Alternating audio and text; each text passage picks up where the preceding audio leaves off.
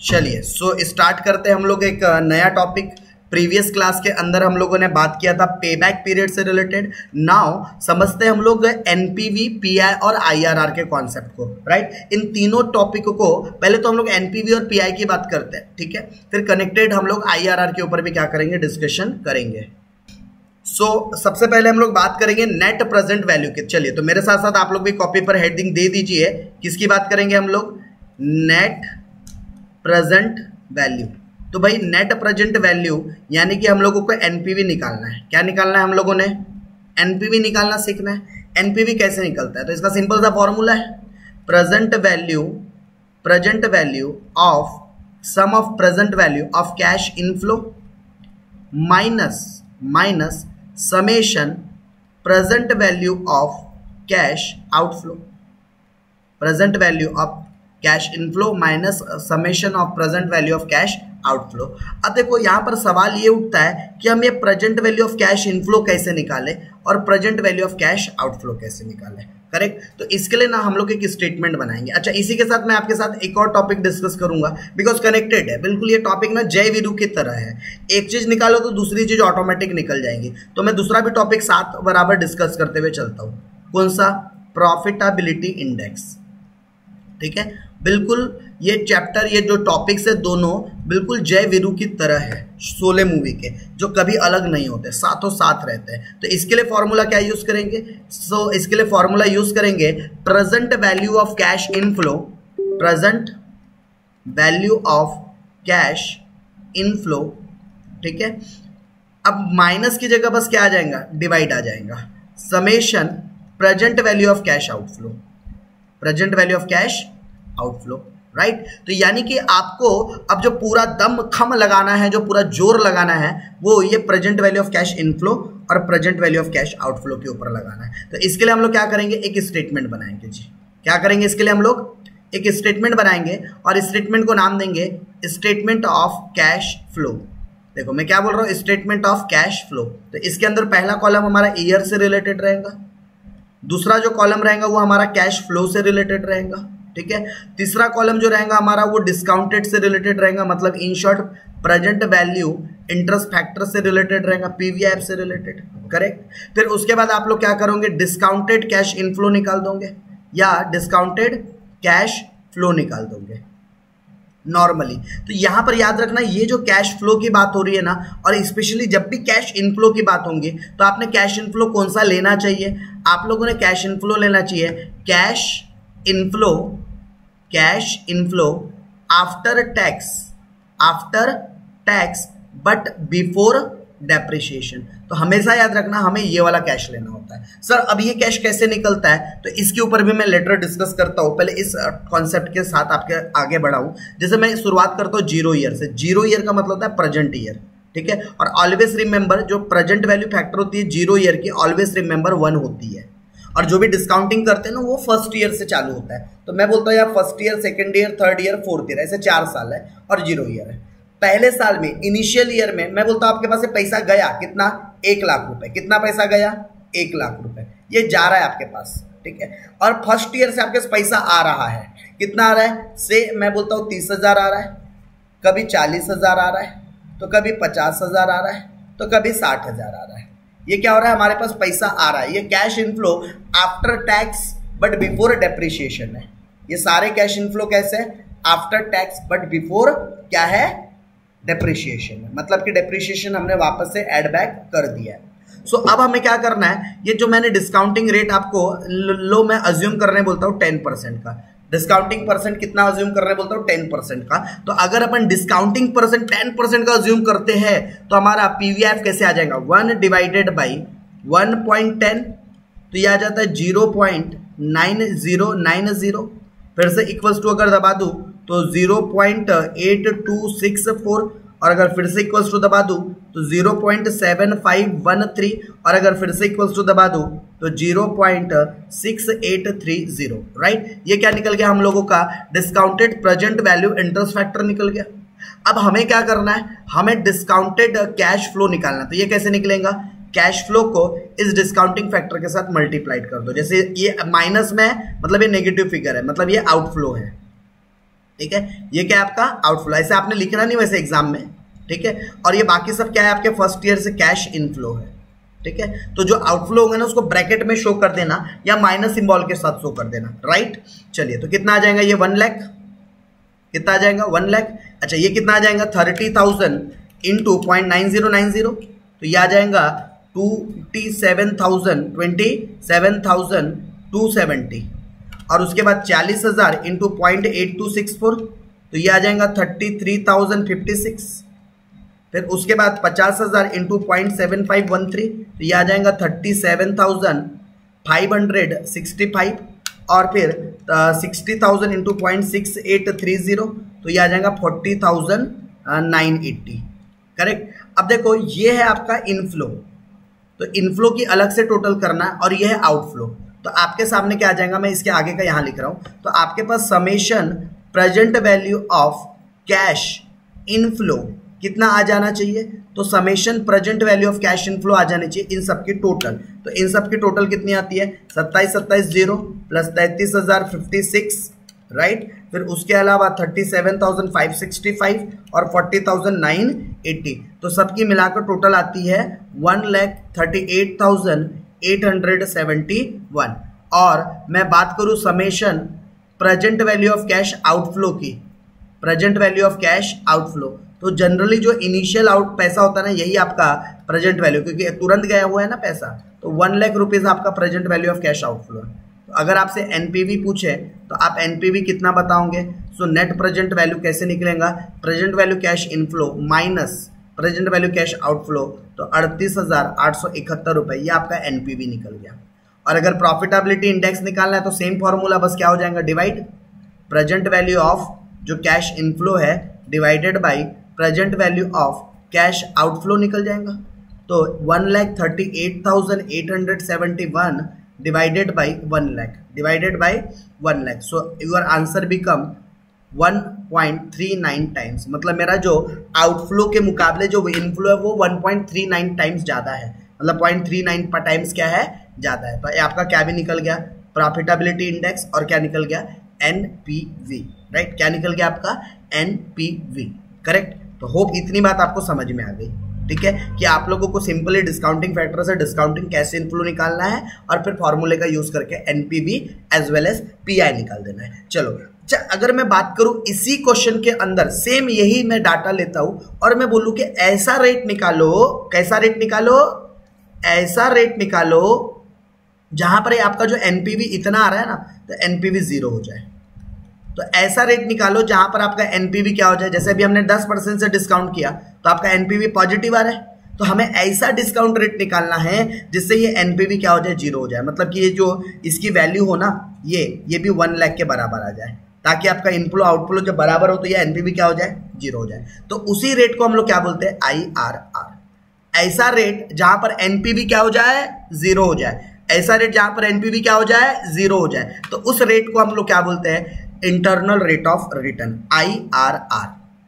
चलिए तो जरा दिमाग लगाइए, और भगवान ने बहुत दिया है हमको, जरा दिमाग लगाइए कि मुझे डिस्काउंट रेट क्या करना पड़ेगा, इस वैल्यू को छोटी करना है। अब इसकी टोटल कितनी आई थी फिलहाल में 1,38,000, तो मुझे इन सारी वैल्यू को अगर कम करना है, छोटा करना है, तो मुझे डिस्काउंट रेट क्या करना पड़ेगा, बढ़ाना पड़ेगा। ये अभी जैसे 0.9090, अगर इसकी जगह 0.8 होता तो ये वैल्यू और छोटी आती, और जब ये वैल्यू छोटी आती तो इनका टोटल भी क्या होता, छोटा आता, करेक्ट। तो याद रखना जब भी आपको प्रेजेंट वैल्यू या फिर नेट जो समेशन प्रेजेंट वैल्यू को कम करना है, प्रेजेंट वैल्यू को कम करना है, तो डिस्काउंट रेट क्या करना पड़ेगा, बढ़ाना पड़ेगा। और जब ये प्रेजेंट वैल्यू को बढ़ाना हो तो डिस्काउंट रेट को क्या करना, कम करना। ये बात याद रखना, ठीक है। फिर से रिपीट कर रहा हूं क्योंकि कई लोगों को ये शब्द सुनते ही बराबर कंफ्यूजन होता है, सर क्या बढ़ाना क्या कम करना, सर समझता नहीं अपने को। तो ठीक है मैं लिखकर समझा रहा हूं, जब आपको present value of cash inflow को क्या करना हो, इंक्रीज करना हो, क्या करना हो, इंक्रीज करना हो, तो ऐसे कंडीशन में डिस्काउंट रेट को क्या करना पड़ेगा, जो डिस्काउंट जिस रेट से करते हो उसको क्या करना पड़ेगा, डिक्रीज करना पड़ेगा। और इसका उल्टा अगर आपको present value of cash inflow को अगर डिक्रीज करना है, क्या करना है, डिक्रीज, तो फिर आपको जो डिस्काउंटेड रेट है, जो डिस्काउंटेड रेट है उसको क्या करना पड़ेगा, इंक्रीज करना पड़ेगा। ये बात को समझो, ठीक है। तो यहां पर हमें क्या करना है, हमने देखो 10% से कैलकुलेशन किया था एनपीवी के लिए, तो 138 के आसपास आया था, मतलब मुझे डिस्काउंट रेट और कम करना पड़ेगा, मतलब बढ़ाना पड़ेगा, सॉरी, क्योंकि मुझे present value of cash inflow को 1 लाख के पास लाना है। फिलहाल में कितनी है, 138 कुछ है, समथिंग समथिंग समथिंग। तो इसके लिए मुझे क्या करना पड़ेगा, डिस्काउंट रेट को क्या करना पड़ेगा, बढ़ाना पड़ेगा, तभी मेरा क्या होगा, कैश इनफ्लो डिक्रीज होगा। Present value of cash inflow क्या करना है, डिक्रीज, तो उसके लिए डिस्काउंट रेट को क्या करना पड़ेगा, नीचे लाना पड़ेगा, ठीक है। तो कितना डिस्काउंट रेट होना चाहिए, ये कैसे डिसाइड करेंगे, तो 2 तरीके हैं। चलो पहले तो आप लोग कॉपी पर हेडिंग दे दो IRR, इसका फुल फॉर्म क्या है आपका, internal rate of return, internal rate of return, right. क्या है इसका full form, internal rate of return. अच्छा, IRR के लिए एक फॉर्मूला यूज करते हैं निकालने के लिए, ये फॉर्मूला क्या है, IRR is equal to internal rate of return is equal to lower rate, ठीक है। अब किसी लोग, कोई लोग लोअर को A से डिनोट करते हैं, हायर को B से डिनोट करते हैं, भाई सबके डिनोटिंग वर्ड अलग हो सकते हैं, कोई L बोलता है, कोई हायर रेट को H बोलता है, ठीक है। तो सबके अपने अपने टर्मिनोलॉजीज हो सकते हैं। तो लोअर रेट प्लस हम लोगों को लेना है present value at lower rate minus initial investment divided by present value at lower rate minus present value at higher rate, ठीक है, into higher rate minus lower rate. देखो अब बहुत सारे लोग इसको दूसरे ऐसे भी टर्म से डिनोट करते हैं, लोअर रेट को डिनोट करते ए से, तो कुछ लोग ऐसा भी फॉर्मूला बनाते हैं, A plus present value at lower rate था, यानी कि प्रेजेंट वैल्यू एट ए का मतलब ही लोअर रेट है, माइनस इन्वेस्टमेंट जो इनिशियल इन्वेस्टमेंट है वो, divided by present value at A minus present value at B. अब बी का मतलब कैसे, हायर रेट से, तो बी माइनस ए मतलब higher rate minus lower rate. तो भाई कोई फर्क पड़ा क्या फॉर्मूले पर, आप कुछ भी लिख लो, डिनोटिंग वर्ड बदला, कॉन्सेप्ट बदला क्या, तो आंसर इज नो।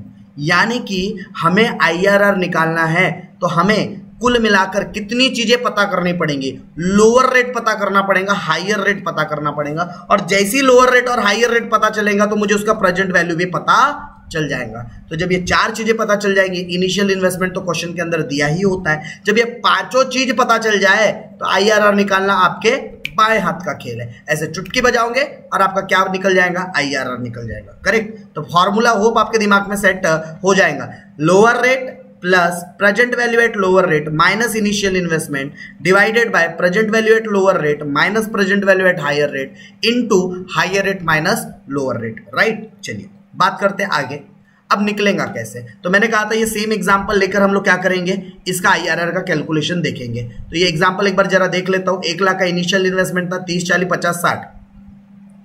चलो तो हमने अब एक कैलकुलेशन सिखाना है आपको, ठीक है। हमारे पास कैलकुलेशन ऑफ, मैं आपको किस चीज का कैलकुलेशन सिखाने जा रहा हूं, कैलकुलेशन ऑफ IRR। हमें किस चीज का कैलकुलेशन करना है, IRR का। तो सबसे पहला हमारे पास जो हेडिंग स्टेटमेंट बनेगा, इस स्टेटमेंट को हम नाम दे देंगे statement showing calculation for IRR। ये स्टेटमेंट आपको IRR का कैलकुलेशन बता रहा है। तो सबसे पहला कॉलम हम किसके लिए मेंटेन करते हैं, ईयर के लिए, 0 1 2 3 4। अच्छा, अब इसके बाद मैं बात करता हूँ किसकी, कैश फ्लो की, किसकी, कैश फ्लो की। तो पहले जो 0 ईयर है, यहां से तो पैसा गया था, ये 1 लाख पैसा गया था, फिर उसके बाद आपके पास पैसा आया था, तो कितना पैसा आया था, तो जरा देखो, मेरे ख्याल से 30,000 से लगातार पैसा बढ़ रहा है, 30 40 50 60, राइट, 30 40 50 60, 30 40 50 60 लिख लेते हैं, 30,000, ठीक है, 40,000, ये 30 है, इसको कोई कुछ और ना समझे, 40,000, 50,000 और 60,000। तो ईयर आ गया, फिर ईयर के बाद क्या भी आ गया, कैश इनफ्लो, ईयर के बाद क्या आ गया, कैश फ्लो, ठीक है। अब कैश फ्लो के बाद ना हमें डिसाइड करना है एक लोअर रेट एक हायर रेट, बस यही पूरे चैप्टर का पूरे IRR का क्रक्स है, हमें लोअर रेट या हायर रेट कैसे डिसाइड करना है। तो इसके लिए ना हम क्या करते हैं, एक वर्किंग नोट के तौर पर एक फैक्टर निकालने के लिए एक फॉर्मूले का यूज करते हैं, जिसका नाम रखेंगे हम लोग प्रेजेंट वैल्यू फैक्टर। हमें एक फैक्टर देखना है, प्रेजेंट वैल्यू फैक्टर। अब इसके लिए फॉर्मूला क्या है, तो इसके लिए फॉर्मूला है जो पे बैक पीरियड का होता है, initial investment divided by average, simple average, ठीक है, average annual cash inflow, average annual cash inflow. अब कैसे निकलेगा, तो देखो हमें एवरेज इनिशियल इन्वेस्टमेंट तो पता था 1 लाख का है, अब ये एवरेज कैश इनफ्लो कैसे निकलेगा, तो कुल मिलाकर देखो आपके पास 30,000, 40,000, 50,000, 60,000, ठीक है, तो कुल मिलाकर कितना पैसा आया, 1,80,000, 30,000 प्लस 40,000 प्लस 5,000 प्लस 60,000, 1,80,000 आए, और 1,80,000 को डिवाइडेड बाय 4 कर दो तो कितना होता है 45,000, कितना होता है 45,000। ये एवरेज एनुअल कैश इनफ्लो है। तो अगर आप 1 लाख को डिवाइडेड बाय 45,000 करते हो तो कितना आता है 2.222, ये एक फैक्टर आता है, इसको हम लोग बोलते हैं प्रेजेंट वैल्यू फैक्टर, ठीक है, तो प्रेजेंट वैल्यू एन्युटी फैक्टर भी बोल सकते हो। So using present value annuity factor table, इस टेबल का इस्तेमाल करके find out the discounted rate, हम क्या करेंगे, इस पर्टिकुलर प्रेजेंट वैल्यू फैक्टर का इस्तेमाल करके हम डिस्काउंट रेट को फाइंड करेंगे कि वो डिस्काउंट रेट क्या है, करेक्ट। तो हम वो डिस्काउंट रेट क्या करेंगे, फाइंड करने की यहां पर कोशिश करेंगे, राइट। क्या फाइंड करने की कोशिश करेंगे, 2.2222, ये डिस्काउंटेड रेट किस रेट के अंदर आता है, और इसके लिए आपको किस चीज का इस्तेमाल करना पड़ेगा, present value annuity factor table का इस्तेमाल करना पड़ेगा, राइट। तो चलते हैं इस टेबल की तरफ। सर एग्जाम में ले जाना पड़ेगा क्या, देखो 2 तरीके, या तो ले जाओ या तो कैल्सी पे ट्राई करो। तो चलो मैं कैल्सी पर ट्राई करके बताता हूँ, ठीक है। कैल्सी पर अगर निकालना है तो कैसे निकालेंगे, तो मैं जैसा कमांड दे रहा हूँ, अभी कोई टेबल का इस्तेमाल नहीं कर रहा, मैं जो कमांड दे रहा हूँ इसको ट्रायल एंड एरर बोलते हैं, जो अभी मैं करने जा रहा हूँ इसको क्या बोलते हैं, ट्रायल एंड एरर, ठीक है। चलिए एक काम करते हैं, 8% को अपना बेस मानते हैं और करते हैं, तो जरा अगर 8% डिस्काउंट रेट है तो उसके आसपास आ रहा है या नहीं आ रहा, कैसे करेंगे, 1 डिवाइडेड बाय 1.08 किया और 4 टाइम इक्वल्स टू दबा दो, 1 2 3 4, और जिसके पास जीटी की बटन है कैल्सी पर जीटी की बटन प्रेस कर दो, तो देखो आपको टोटल मिल रहे होंगे 3.31,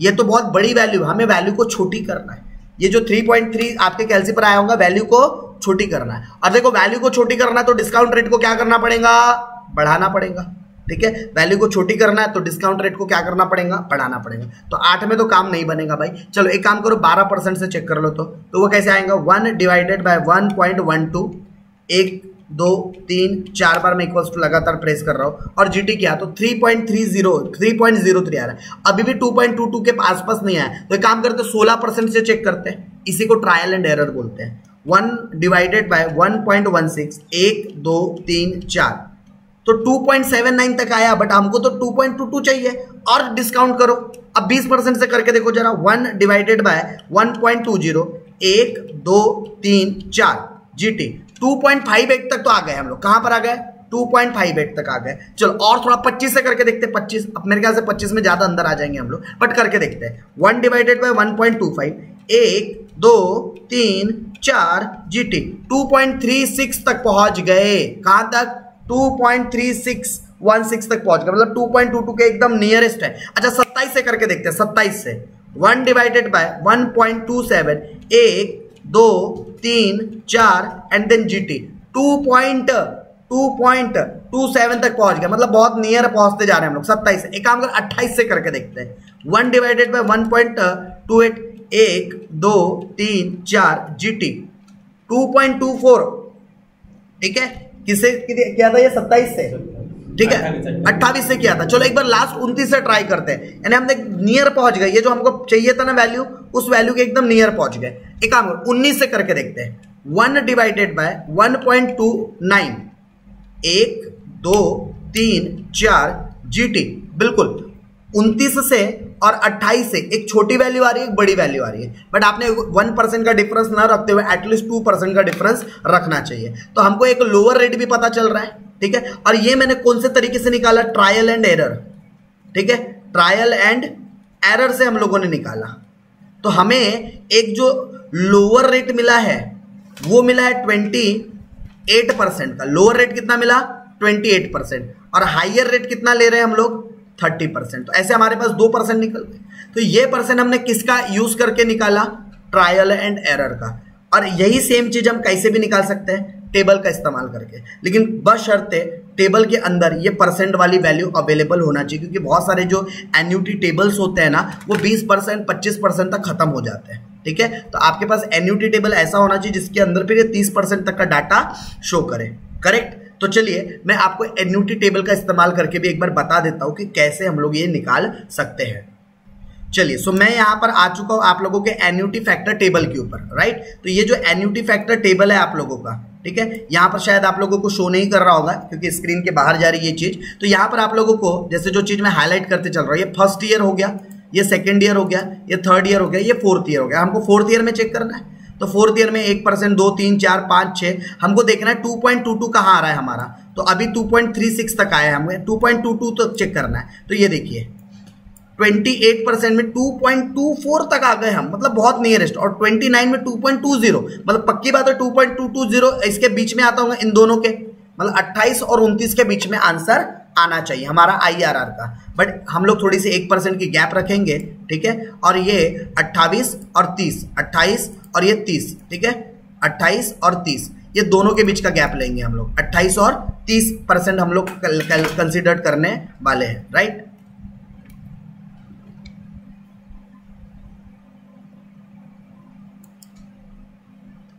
सो हम लोगों ने 28 और ये 30% इसके बीच में हम लोगों ने लेना है, राइट। इसके बीच में हमारा IRR आना है। चलिए, सो हम लोगों ने एक एन्युटी टेबल का भी इस्तेमाल किया, मतलब जो प्रेजेंट वैल्यू एन्युटी, तो वहां से भी हमें 28% और 30% ये दो रेट लेने हैं, राइट। अब देखिए हमने तो अपने कैलसी से जीटी फंक्शन का यूज किया, बट बहुत सारे लोगों के पास ना कैलसी पर ये जीटी फंक्शन होता ही नहीं है। अब जब ये जीटी फंक्शन होता नहीं है तो ऐसे कंडीशन में MRC M plus M minus MRC इसका इस्तेमाल कैसे करेंगे? तो चलिए मैं बताते चलता हूं कैसे करेंगे इस्तेमाल। 1 डिवाइडेड बाई 1.28, जैसे आपने इक्वल्स टू दबाया तो आपको डिस्काउंट फैक्टर मिल गया, राइट। तो आपने कैलसी पर क्या कर लेना है? M प्लस के बटन को एक बार प्रेस कर देना है, करेक्ट। फिर उसके बाद फिर से इक्वल्स टू दबाने का, तो फिर दूसरा डिस्काउंट रेट आएगा, फिर से M प्लस को दबा देने का, फिर से इक्वल्स टू, और फिर से उसके बाद M प्लस, फिर से इक्वल्स टू, ये चौथा साल है, फिर से M प्लस, और फिर उसके बाद MRC। तो MRC को प्रेस करने के बाद आपके पास टोटल आ जाएंगे, राइट। कितनी आ रही है टोटल? तो यहां लिख लेता हूं 2.2409, या इसको आप 10 भी लिख सकते हो। और 30% से भी करके देखा जाए तो 1 डिवाइडेड बाय 1.30, राइट, 1.30। तो ये आ जाता है आपका पहले साल का डिस्काउंट रेट। तो यहां पर आपने क्या कर देना है? M प्लस को प्रेस कर देना है, फिर उसके बाद इक्वल्स टू, तो फिर से M प्लस को प्रेस कर देना है, फिर से इक्वल्स टू, तो M प्लस को प्रेस कर देना है, इक्वल्स टू M प्लस को प्रेस कर देना है। ऐसा टोटल कितने बार करना है? 4 ईयर्स तक है। तो 4 ईयर के बाद वैल्यू कितनी आ जाएंगी आपके पास? 2.1662, राइट, ये वैल्यू आ जाएंगी। तो ये ठीक है, टोटल वैल्यू आ गई। हालांकि इससे कोई मतलब नहीं है अपने को तो मतलब लोअर रेट और हाइयर रेट से होता है। चलिए हमारे पास 2 रेट आ गए। यस, हमारे पास क्या आ गए? 2 रेट आ गए। अब बस हम लोगों ने क्या कर लेना है जी, हमारे पास 2 रेट आ गए। अब हम लोगों ने वो टेबल का इस्तेमाल कर लेना है जो आपने ये टेबल बनाया था, ये ठीक है। तो यहां पर पहले हम लोग हाइयर रेट और एक लोअर रेट से निकालते हुए चलेंगे। तो पहले मैं क्या निकाल लेता हूं? डिस्काउंटेड या फिर प्रेजेंट वैल्यू इंटरेस्ट फैक्टर, ठीक है, लोअर रेट से निकाल लेते हैं। और लोअर रेट क्या था हमारा? 28%। चलिए, तो 28% से 0 ईयर में तो 1 ही वैल्यू आएंगी। यहां पर कितनी आएंगी? 1 डिवाइडेड बाय 1.28। एंड होप यहां से आप सभी को समझ में आता है कि कैसे हम लोग करते हैं, क्योंकि एनपीवी में भी सेम बात सीख रखी है। उसके अलावा 0.614, फिर उसके अलावा 0.4768, फिर उसके अलावा 0.3725, उसके अलावा डिस्काउंटेड कैश फ्लो निकल जाएगा। अब इसको हम लोग क्या करेंगे? Discounted cash inflow. और अगर डिस्काउंटेड वर्ड यूज नहीं करना है तो डिस्काउंटेड की जगह बोल सकते हो present value of cash inflow नहीं निकलेगा। मल्टीप्लाई करेंगे तो आउटफ्लो तो भाई 1 लाख ही आएगा नेगेटिव में। अब 30,000 इंटू 0.7813 में यही जो डिजिट मेरे सामने है मैं इसी से मल्टीप्लाइड कर रहा हूँ, 23439। फिर 40,000 इंटू 0.6104, तो ये आ जाएगा 24,416, राइट। फिर उसके अलावा 50,000 इंटू 0.4768, तो ये आ जाएगा आपका 23,840। फिर उसके बाद आ जाएगा 60,000 इंटू 0.3725, तो ये आ जाएगा आपका 22,350, ठीक है। अब टोटल मारेंगे तो सिर्फ इनफ्लो की टोटल मार रहा हूँ, present value of cash inflow, मैं सिर्फ कैश इनफ्लो की टोटल मार रहा हूँ, ठीक है। तो सिर्फ इनफ्लो की टोटल कितनी होती है, आई थिंक सो 94,045। अब मार के देख लीजिए एक बार टोटल, ठीक है। मैंने जीटी फंक्शन का यूज किया है, 23,439, 24,416, 23,840, 22,350, तो 94,045 ये लोअर रेट से आ गया। अब सेम चीज हमने करना है present value interest factor higher rate से, और हाइयर रेट कितना है अपना 30%।